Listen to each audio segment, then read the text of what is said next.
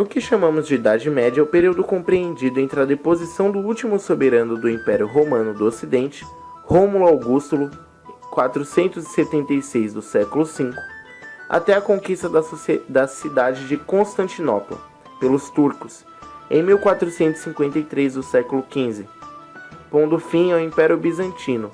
A Idade Média caracteriza-se pela economia ruralizada, o enfraquecimento comercial, a supremacia da Igreja Católica, sistema de produção feudal e a sociedade hierarquizada. Como o período medieval foi bastante longo, aproximadamente 1000 anos, todos os aspectos da vida cotidiana, moradia, vestuário, alimentação, passaram por mudanças importantes e variaram muito de um lugar para o outro. De modo geral, a produção estava concentrada no campo. Cerca de 80% das pessoas viviam na zona rural. Na sociedade medieval, foi profundamente dominada pela religiosidade e misticismo. Na Idade Média, o Estado era personificado pelo rei e por todos aqueles que participavam do poder real, fazendo assim com que o Estado fosse profundamente pessoal. Na Idade Média, como dissemos, o rei era a personificação de todo o Estado, de toda a sociedade feudal. A falta de higiene, de água tratada e de um sistema de esgoto provocou surtos de epidemias que mataram milhares de pessoas. A peste negra, por exemplo, que se espalhou pela Europa somente no período de 1348 a 1350, matou cerca de 20 milhões de pessoas. Nas famílias camponesas, todos trabalhavam muito. Além de cuidar das terras do senhor do feudo, os camponeses viviam em cabanas cobertas de palha, com piso de terra batida e área interna escura, úmida e esfumaçada. Em geral, as cabanas tinham apenas um cômodo que servia para dormir e guardar alimentos e até animais. Na mesa dos nobres, entretanto, não faltava uma grande variedade de peixes e carnes, quase sempre secas e salgadas, para se conservar durante o inverno. Nas cidades, aglomeravam-se e conviviam todos os tipos de pessoas e profissões: ricos, comerciantes, taberneiros, artesãos, padeiros, relojoeiros, joalheiros, mendigos, pregadores, vendedores ambulantes, menestréis e entre outros. E na periferia das cidades, bastante discriminados pela maioria da população, viviam outros grupos, como judeus, muçulmanos, hereges, leprosos, homossexuais e prostitutas, que estiveram entre os quais perseguidos e reprimidos pela Inquisição a partir do século XII. As moradias dos nobres também se modificaram bastante ao longo do tempo. Até o século XII, seus castelos se resumiam a uma torre, onde habitavam a família do senhor, e eram feitos de madeira.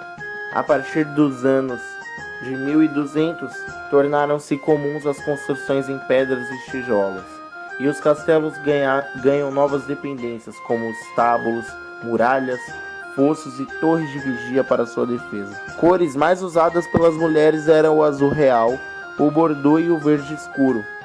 As mangas e as saias dos vestidos eram bufantes e compridas. As mais ricas usavam acessórios como leques e joias.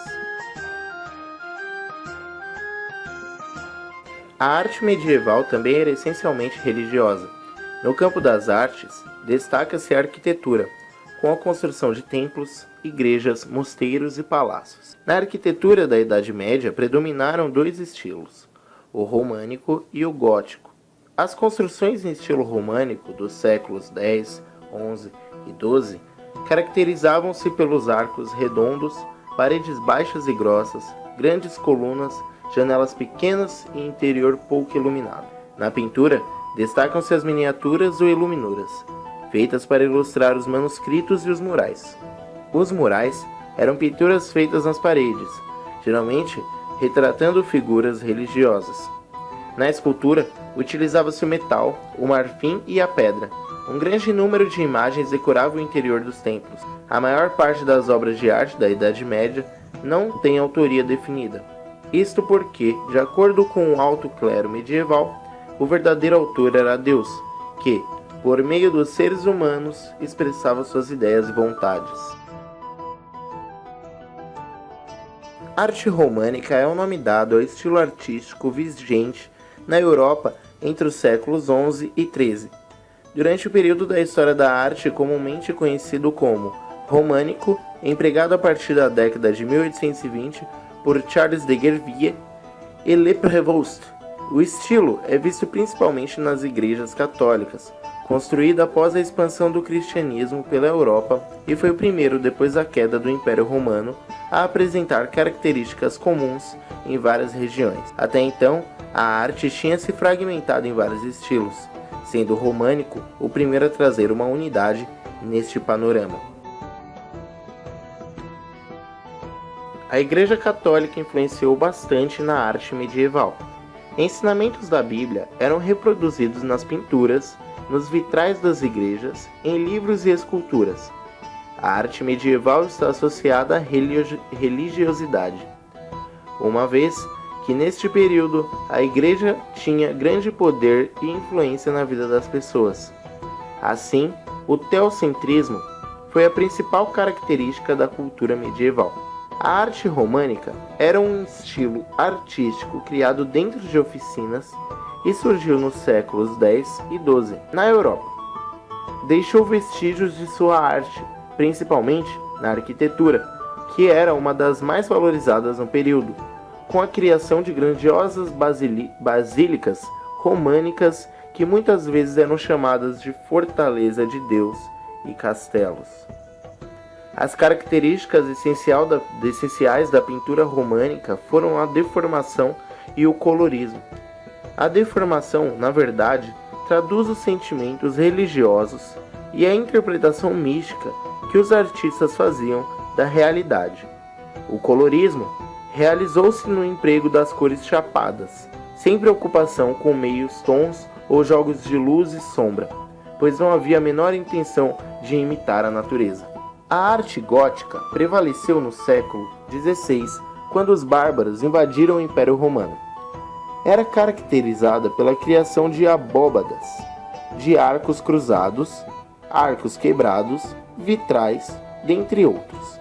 Na pintura, o destaque maior era a reprodução da realidade. A finalidade primordial da pintura gótica era ensinar a criação de vida e, num sentido mais didático, narrar as escrituras para o maior número de pessoas, quase sempre analfabetas. Assim como surgiu associada aos rituais primitivos, a música também evoluiu ao saber das necessidades inerentes à cultura e à sociedade medieval. Houve, assim, um propósito de inovação. Vamos primeiro focar no canto gregoriano, movimento que nasceu na Idade Média. Com o canto gregoriano, assistimos ao fim da música como forma primitiva, ou seja, utilizada apenas em rituais e comunicação, passando a ser mais elaborada e intelectual. O tipo de música mais antigo que se conhece é o canto gregoriano, que consistia numa única linha melódica cantada e sem qualquer acompanhamento. A música polifônica. As primeiras obras polifônicas surgem na Alta Idade Média, ainda no ambiente profano, sob a forma de cânones. A música religiosa desenvolve o estilo a partir dos organa. A maioria das músicas desse período, até o início do período barroco, era predominantemente polifônicas. Resumindo, polifonia é o conjunto de várias melodias sobrepostas.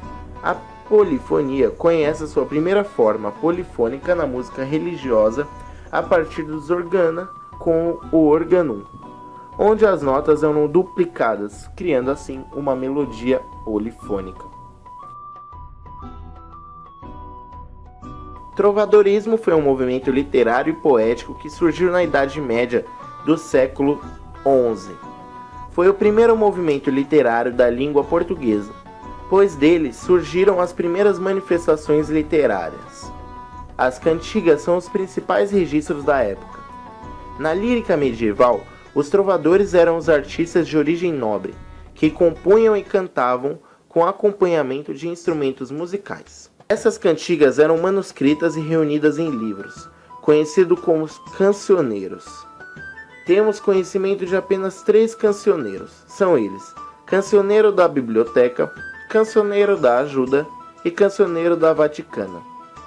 Os trovadores de maior destaque na lírica galego-portuguesa são Dom Duarte, Dom Diniz, Paio Soares de Taveiros, João Garcia de Guilhade, Aires Nunes e Mendinho. No trovadorismo galego-português, as cantigas são divididas em satíricas, cantigas de maldizer e cantigas de escárnio, e líricas, cantigas de amor e cantigas de amigo.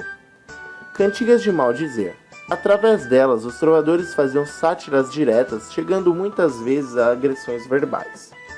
Cantigas de escárnio. Nessas cantigas, o nome da pessoa satirizada não aparecia. As sátiras eram feitas de forma indireta, utilizando-se duplo sentido. Cantigas de amor. Nesse tipo de cantiga, o trovador destaca todas as qualidades da mulher amada, colocando-se numa posição inferior a ela. O tema mais comum é o amor não correspondido. Cantigas de amigo. Enquanto nas cantigas de amor o eu lírico é um homem, nas cantigas de amigo é uma mulher. Embora os escritores fossem homens, a palavra amigo nessas cantigas tem o significado de namorado. O tema principal é a lamentação da mulher pela falta do amado. Leoni viveu entre 1163 e 1201. Desde o início da construção da Catedral de Notre-Dame, em 1163, Paris tornou-se um importante centro musical. Nesta cidade, as partituras de organum alcançaram um elevado estágio de elaboração, graças a um grupo de compositores pertencentes à escola de Notre-Dame. Apenas o nome de 2 destes compositores chegou até os dias de hoje, o de Leonin e o de Perotin. Leonin foi o primeiro mestre do coro da catedral e escreveu muitos organa. O organum é a primeira manifestação da música polifônica, com 2 ou mais linhas melódicas. As primeiras composições neste estilo eram formadas por um cantochão, ao qual era acrescentada uma outra voz, em um intervalo de quarta ou quinta superior, chamada de voz organalias, duplicando a voz principal.